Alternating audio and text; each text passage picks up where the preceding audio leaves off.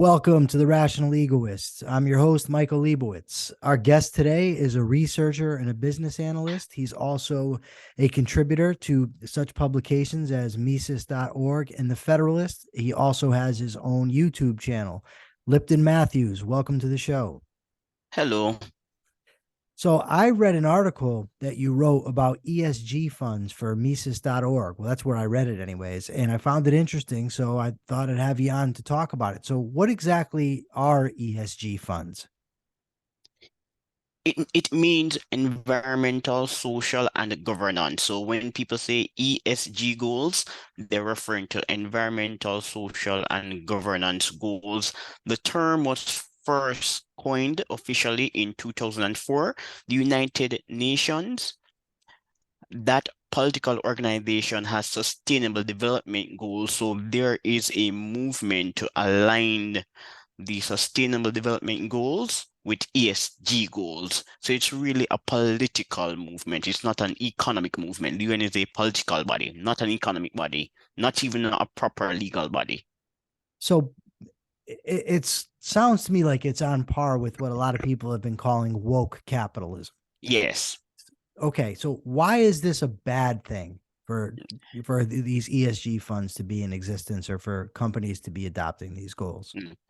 Companies can always design ESG funds if they are demanded by shareholders and investors.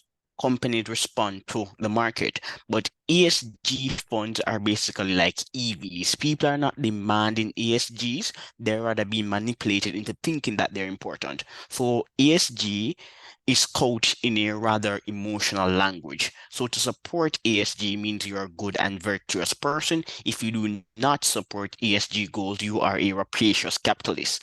The problem with ESG goals is that they are not guided by finance.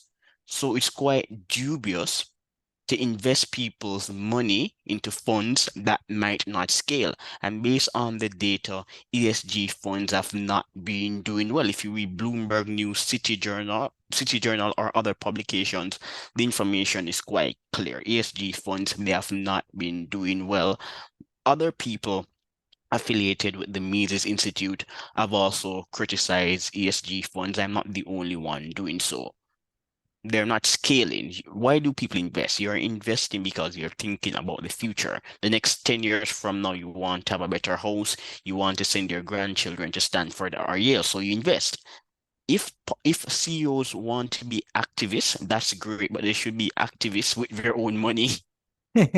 Well, in the 1970s, Milton Friedman wrote, maybe even in the 60s, I think it was the 70s, but he wrote a paper and he talked about how the social responsibility of businesses are to create profits for their shareholders and for their investors. And it seems like these ESGs, that's not their goal. Their goal isn't to make profits. It isn't to make money, correct?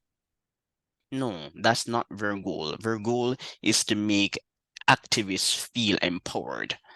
Fighting racism is not a financial goal.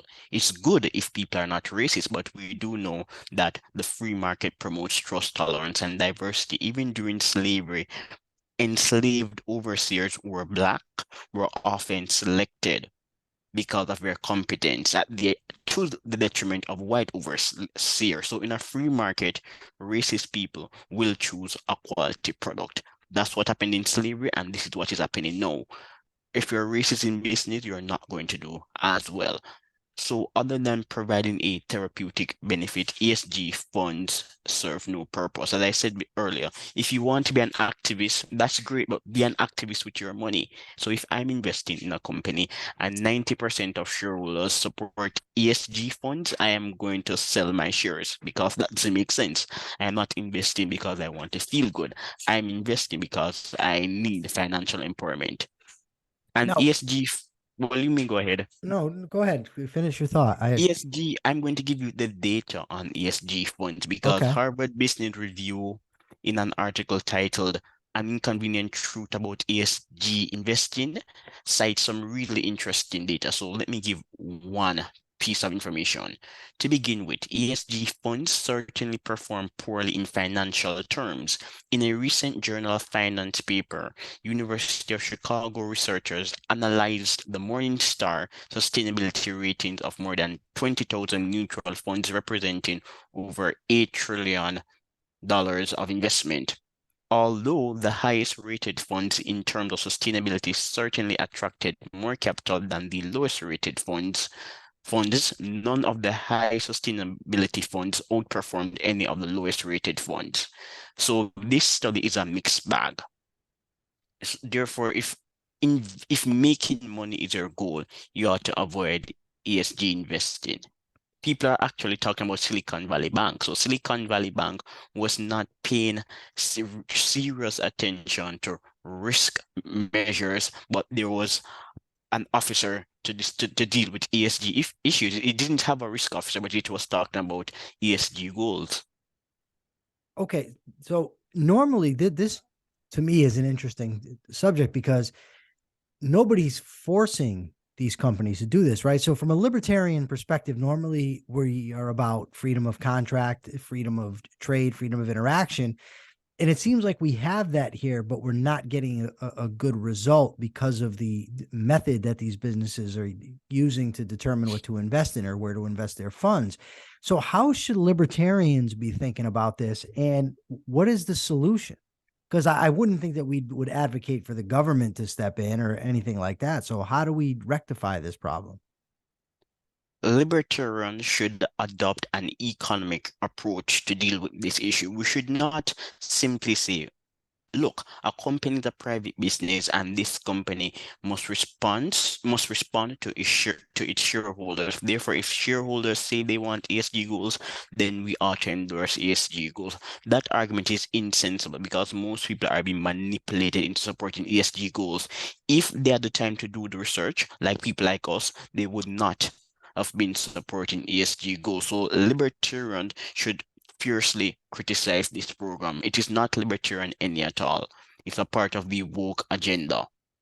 It Given the is. data, No, given the data, most people are not going to support ESG goals. So it's a bit of a catch-22. We can't say, oh, we ought to disregard shareholders, but at the same time, shareholders have expectations. There is a duty imposed on companies to deliver. And if companies are failing to meet this expectation, then that becomes an issue. So it's really a catch-22 because some people have been arguing that ESG investing is not a big issue. If people demand ESG, so what? But the flip side is that some of these people really don't know what they are endorsing. It's just like when we talk about climate change and the war on fossil fuels. People really sure. don't know what they're getting.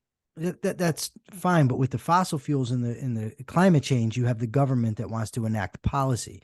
My concern here is that enemies of capitalism throughout history have claimed that there's an unfair bargaining power on the part of laborers, or advertisers are manipulating minds into getting people to buy stuff, and that's the excuse to sort of get government involved.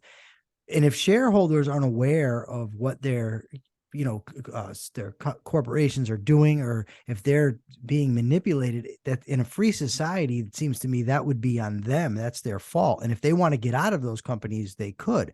I'm not for woke, and I'm certainly not for companies doing this, but it just seems to me that it's a dangerous position for free market advocates to be taking, to say that, well, because we happen to not like the method of investment or we don't like the result here, they shouldn't be doing it. Companies, as I said before, can always deliver these funds, but they have to be market driven. So libertarians, we can sit and say, oh, we live in a free market, and if companies want to offer ESG funds, they're well within their right to do so. Yes, Sure. that sounds like a sensible argument, but it's also a form of manipulation. It's just like corporate social responsibility. There's this study from MIT saying that ESG goals don't always align with shareholders' preferences. Many of these companies that are endorsing ESG funds do not perform better in relation to governance, the But environment, shouldn't or other social issues. but shouldn't the shareholders in that case get out of that corporation, sell their stock, and move on to a more profitable investment? I mean, if they choose to stick around when this is going on, isn't that on them? Yes, it's on them. It's their responsibility. So as people in a free market space, we can always respond by starting alternative funds. So there's a Sure. prospective US presidential candidate, Vivek, who has an alternative fund. So Yeah, that's a free market solution. sure. But libertarians in this situation, libertarians are mainly advocates or entrepreneurs. So we can advocate against ESG funds, or we can become Sure. entrepreneur like Vivek and Peter Thiel and Bill Ackman. Which is great. So just to be clear, you're not suggesting that the government should step in and prevent these things. You're saying that it should be a grassroots free market thing, or a grassroots movement of free market advocates who dissuade people from investing in these things. Like, you wouldn't suggest that there should be a law against them, right? If okay, Unless there's a again, fraud. this I get is it. If they're lying to their shareholders, that's different. If they're committing a laws. fraud. Laws do serve a purpose, Michael. They Sure. can prevent errors that people often regret. And companies ought to know their role in society. So should laws be instituted to preclude companies from going against the wishes of shareholders? I would say yes, Well, how would because you if know let, let that me though? let me explain the point Okay. why I'm saying yes. I like to read, I like to do research. Yes. Some people don't have the time to read and do research. They think that ESG goals are great. A company decides to invest in an ESG fund. The Yes. fund fails. These people are not going to blame the government. They're going to blame capitalism and libertarians. Sure. I mean, They're not going to blame the sure, government. they very well might, but you don't. I wouldn't sacrifice the principle of freedom of trade. If now What if we're the doing now, we're what in this specific context, we're compelling the government to ensure that a company sticks to its core functions. That's what we're doing. So but if but why is the, it the government's business to tell a company what its core functions is? I mean, if a company ultimately wants to be a nonprofit, if it wants to but no, but blow all Michael, its money, these companies are not non-profits. no, they're They're for running profits. fast and loose with Sure. people's money, act like a for-profit But company. don't the people, but that's this the thing, the people are free to get out of that. They're not being lied to. Or I mean, People are not always logical. no, but that's always the argument for why government should be in. That's been the argument for This all is kinds of laws. I don't see such a law as an actual form of government intervention. I think it's actually preventing future intervention. Because if you're running a company, you have a specific job. Let's say you're in manufacturing. You manufacture Sure, goods and sure. services for your consumers, and you deliver for your shareholders. Your shareholders did not lobby for ESG. If you want to invest in ESG funds, do so on your own. Become an activist with your money. But Become aren't an the activist with your but the money. shareholders are the ones that ultimately choose the leadership. And if not, they chose to invest in a company where they didn't get to choose the leadership. And if the leadership is squandering their funds, then they should either get rid of the leadership or get out of the company. The problem I have with the argument that people aren't logical is the same argument is made for why we need to have drug laws. The same Mm. argument is made for why we need Social Security. Well, people aren't going to be logical. They aren't going to save for the future. We need to have laws, for minimum wages because people, it's a disproportionate bargaining position and people aren't logical. They're not going to make the right decision. Once we open the door for the government to step in because people are being illogical, the gates of hell are open. I mean, there's nowhere to stop. I agree with your stance on the drug law and on the minimum wage and even on vaping. So in the UK, people vape more because it's easier to vape. It's harder to vape in America, but vaping is not as deadly as smoking. So I agree with your philosophical principles, but there is a distinguishing factor in this sense because Okay.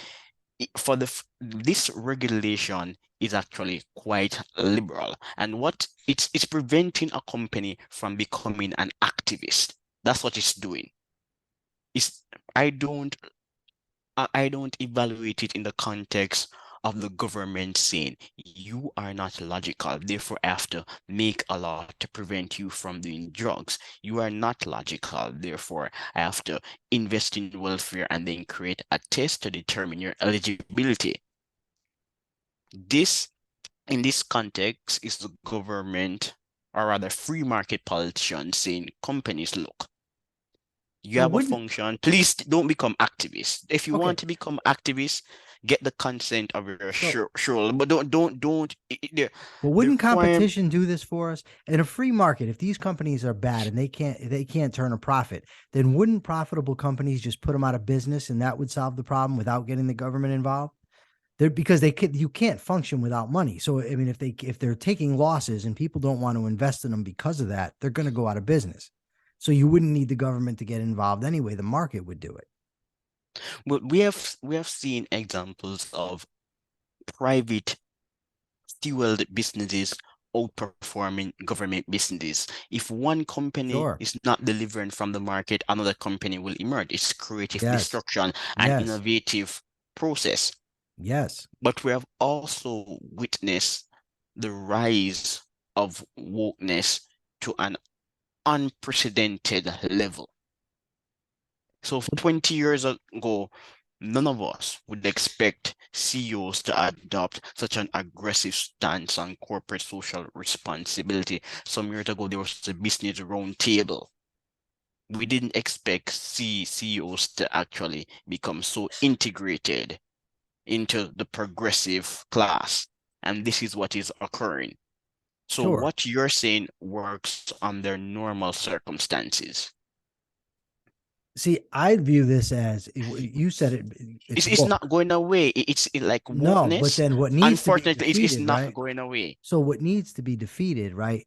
Rather than going at having the government get involved, is you need to destroy this element of culture. You need to do it philosophically and intellectually so that you don't end up with the problem you have. Because governments ultimately can pass whatever laws they want, but if the culture is going in that direction, what would end up happening is the voters are just going to vote those politicians out and get the ones in that they want. So wokeism needs to be attacked philosophically. So wokeism in your view, what is wokeism? Like when I think wokeism, I think critical race theory, I think critical theory in general, I think left wing, I think identity politics. So when you're saying woke, are we using the word in the same way?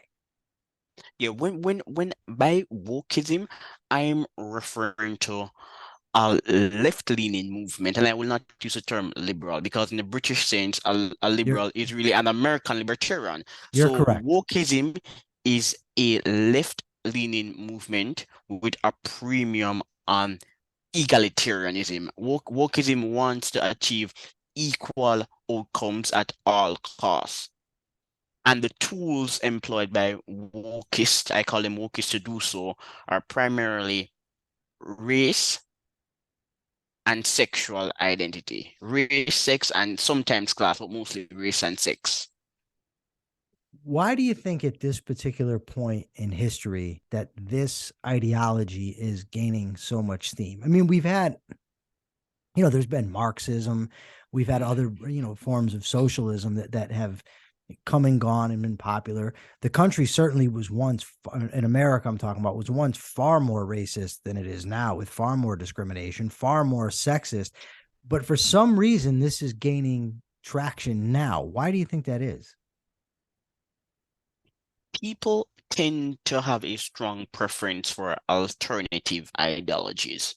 Okay. So Marxism is an alternative ideology that failed at supplanting religion because the Marxists are primarily interested in class and the global political economy. The Marxism pretends to attack the bourgeois, but it still has some bourgeois underpinning. So homosexuality, race, these issues are not central in the Marxist debate. Marxists, they like to talk about colonialism, the flow of capital. It is really academic. So the Marxists tried to undermine Western civilization and failed. But the Marxists and the wokeists, they have a similar ideology. They're both romantics and what they call egalitarians. Utopias don't exist, and the objective of these movements is to achieve utopia on Earth. Right. So And so it is occurring at this point primarily because one, religion has declined. So people are looking for alternative ideologies. Many of the supporters of the woke movement are not poor white working class people. They're upper middle class people. These yeah. are not poor people. So religion is declining, family is declining. More people are actually suffering from the mental ailments, especially liberal women. So wokeness is a replacement religion, both for traditional religion and alternative religions like Marxism. I And another point is that society is becoming richer. We have never been this successful in human history. So that And offers when the such space, society, right, for people to exactly, complain about yes, frivolities. Like Mises argued the same thing. yes, when society becomes more affluent and technologically sophisticated, we now have access to data. So we can look at the data and say, oh, whites are earning more than blacks. Chinese are earning more than white Americans. Why is this a problem? It's a problem because romantics on the left want a utopia. Yeah, like I And don't they're, care if you make more than me as long as I'm happy with what I have. I really don't care. But yes, so I read a rather large book of essays on critical race theory, and I was struck by, on one hand, they argue that rights don't exist, that they're a frivolous claim, they're nonsense. There's no such thing. But then on the other hand, they demand the respect for the rights of blacks. And it seems like such a blatant contradiction to me. I just don't. And they actually say we need to use this enlightenment concept of rights, when it's efficacious for our goal. But I can't grasp why people fall for that. Like, how do people not see there's a blatant contradiction involved where you're arguing on one hand there's no rights and then arguing for your rights on the other? because slavery is perceived as the original sin Sure. of the West. There's nothing unique about slavery, but slavery in the West, it's recent, and blacks were enslaved in the West. And people who subscribe to these ideologies, they like to invoke structural causes, long-term structural causes, and slavery would be classified as such a cause. And blacks were the victims of slavery. I There's had a also I there's had a also a friend. concept. I'm sorry. I had a friend from Liberia. Now, you have I think an African accent. Am I correct in that? No, I'm from Jamaica. Oh, okay. From Jamaica. Sorry. Yes. Okay. Well, I had a friend.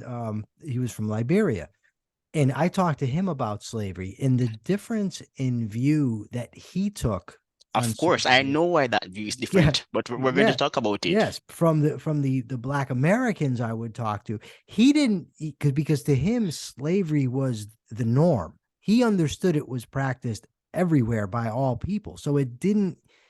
I mean, he didn't think it was a good thing. Don't get me wrong, but what he didn't view himself or American blacks as especially victims of it. He viewed it as a bad thing, but that's been all over the place. Whereas the American blacks that I was talking to, and not all by any stretch of the imagination, but certainly a greater proportion than the foreign blacks that I've talked to, they tend to think that it only existed here, and here it was worse than everywhere else. Is that have you come across that same dynamic? And you said you could Yes, I explain have. why.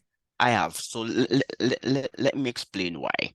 It's Okay. just we're going to talk about slavery and we might briefly talk about another topic. Okay. So Asante, Benin, Oyo, Dahomey, Igbo, all of these places, all of these places and a particular group. So Igbo, that's a group. The Igbo group is in southeastern Nigeria, and that name emerged from the transatlantic slave trade. So Coromantee slaves don't Yes. really exist. There was a fort. I don't remember the name of the fort, but the name of the fort is similar to Coromantee. So they are the people who were taken from that fort are called Coromantees. Similar point with the Igbos. All of these places and the Igbo group practice slavery. There's a book by Sean Stilwell on slavery in Africa. Kirby, an academic from Ghana, she also has a book on slavery in Ghana. In the 9th century, the Igbo people were engaged in the slave trade. There was also a trans-Saharan slave trade. So if you're from Africa, you're exposed to slavery. Even in the 1980s, people who lived in the former Sokoto Caliphate encountered discrimination because their ancestors were enslaved. Today, among the Igbo people, the descendants of Osu slaves still encounter discrimination. Africans invest in lineages. Lineages are crucial as a source of African identity. And Okay. if my grandfather was a jurist and your grandfather was a slave, that's a big problem, even in contemporary Africa, even in highly educated African circles. So people who are from Africa are quite familiar with the notion of a black person as an imperialist. So Asante was the imperial power on the Gold Coast. Black Americans suffer from a gap in knowledge. They don't know about Ibadan, and Ibadan is also Oyo. The Oyo was a major empire and it has several groups. So the Ibadan people are also Oyo.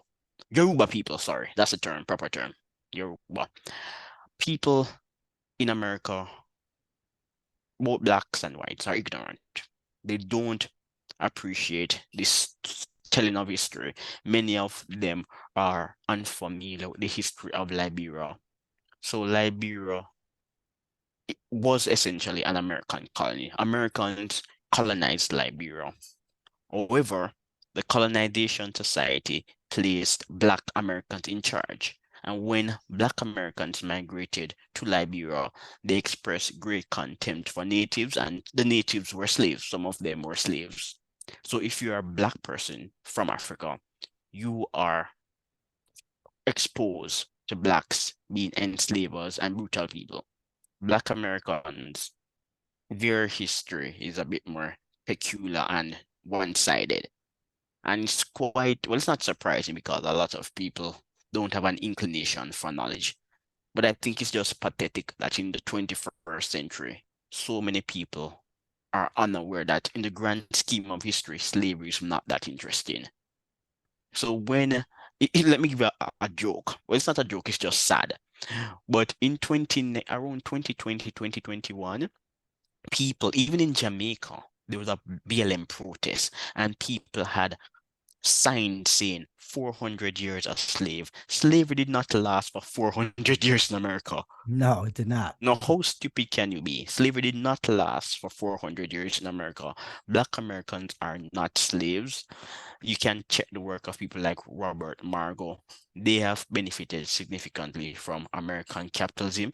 Gavin Wright is an economist and also founder of the civil rights movement. And he says, well, post-civil rights, Black Americans have done well. The civil rights redounded to the economic benefit of Black Americans. So Black Americans are not slaves. Most Black Americans are not poor. They're not struggling people. But yet, these goons are walking, both in America and Jamaica, and they're saying 400 years a slave. It makes no sense.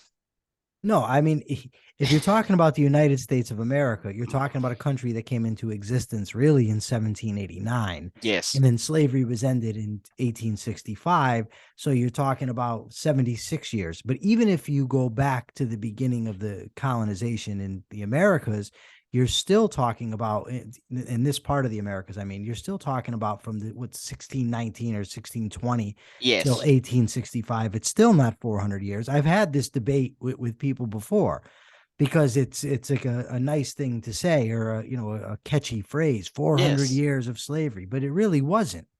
But when it's very difficult to combat such powerful mythologies when people want to believe them. Yeah, And if and a big, do you know what's really laughable, Michael? During the period of abolition of enslavement in Africa, African elites were uninterested in abolishing slavery. They debated with Britain. They wanted to be compensated. So planters in the Caribbean were compensated. People in the Gold Coast also wanted compensation. And there was an apprenticeship period in the Gold Coast, just like the apprenticeship period in the Caribbean. So African elites did not want to abolish slavery. England expended significant resources to suppress the global slave trade and the African slave trade. And I am making this distinction because England was targeting international ships and also slave trading business in Africa, and it was costly for the British people. Robert Pape, Pape, that's his last name. He and his co-author, they call it the most costly humanitarian humanitarian action in history. So it was not cheap for the British to abolish slavery and the slave trade. I read one time that when the British ended they ended the slave trade and ended, I think, slavery in Britain proper in 1807, I think it was. That's a slave trade. They abolished the slave trade in 1807. Yeah. And when slaves were ended up being released and going back to Sierra Leone, when they arrived there, the native population then kidnapped them and made them slaves there because slavery was a very popular institution. You'd probably know more about it. You seem more of a historian than I am, Yeah, but so Sierra Leone, the, the Jamaican Maroons went to Sierra Leone. okay. The Jamaican Maroons fought the British and were successful in many examples. They went to Sierra Leone. Another blacks who were in colonies also went to Sierra Leone. Sierra Leone was established by an anti-slavery activist. But there was slavery in Sierra Yeah, Leone yes, also, correct? slavery in Africa was universal. Few places in Africa did not have proper slavery, as in slavery for a long time. Really few. I'm trying to I'm online so I can check. Exactly. Domestic slavery was abolished in Sierra Leone in 1928. Highlighted, 1928. yes. Wow. That's not that long ago, not even 100 years. So in America, back in here in America, where this wokeism is really, it's ironic because it actually leads to a backlash, which prevents its goals from being reached because so many people become angry about it. So, what is the road forward combating this wokeist ideology? How do we do it? Online schools, universities, Lee Jusim, he started an online institute recently. Anybody can sign up to become a member. Trigger you still has some purpose. There is a school by what's her name? Barry Weiss, that lady. I don't University of Texas at Austin. They started a school, although I don't think that that institution will be particularly disruptive. But there are always options. Your show is an option. My show is an option. You know, I read Ibram X. Kendi's book on how to be an anti-racist, and so completely misrepresented what capitalism is in the history of capitalism. And the thing is, people that don't know what capitalism is read that and yeah, look how horrible capitalism is. It's just that this is a fight that needs to take place on so many fronts because there's so much misinformation. I mean, and Ibram X. Kendi is, he's a hero to the left. They love the guy, and he's blatantly wrong in the pronouncements he's making. And it just seems to me like there perhaps is an element of dishonesty involved. I ultimately don't know. I just know it's a very difficult thing to combat. It's difficult to combat because emotional language is deployed to manipulate gullible minds. And when you are aiming to supplant emotion, that's quite a battle. But back to capitalism. Economic freedom promotes economic growth. Economic freedom is even a better predictor of economic growth than good governance. We have excellent empirical papers on the importance of capitalism in reducing poverty, especially economic freedom. Even in the Caribbean, trade openness is good for trade. Some time ago, I wrote a piece on trade openness and economic freedom in the Caribbean and its benefits. So the IMF has a paper on financial openness and development in the Caribbean. So the empirical literature is great. The objective anecdotes are also great because people do know that today they have nice phones because capitalism has a trickle-down effect. The capitalist is interested in lowering the cost of luxury goods so that ordinary people can consume them. So capitalism had a trickle-down effect that's well documented.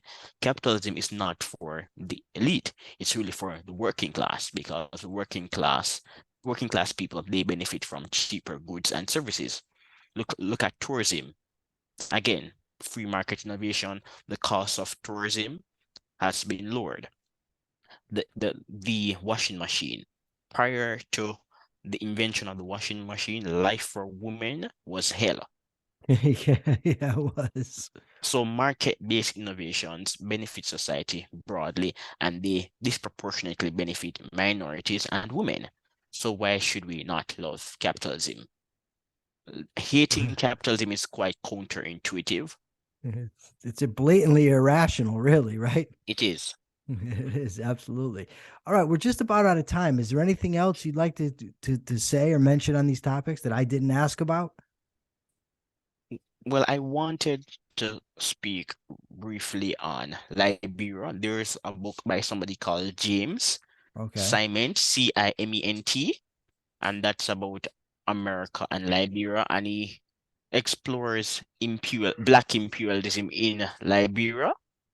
So I just wanted to talk briefly about that. All right. Thanks. And also mention the West in development. So many practices that people dislike or abhor today declined because of Western rule. So slavery in Africa, human sacrifice in Africa, those policies were derailed because of Western rule. So that's just all I wanted to say, All right. because this movement is also attacking the West, and on average, the West has really been good for us.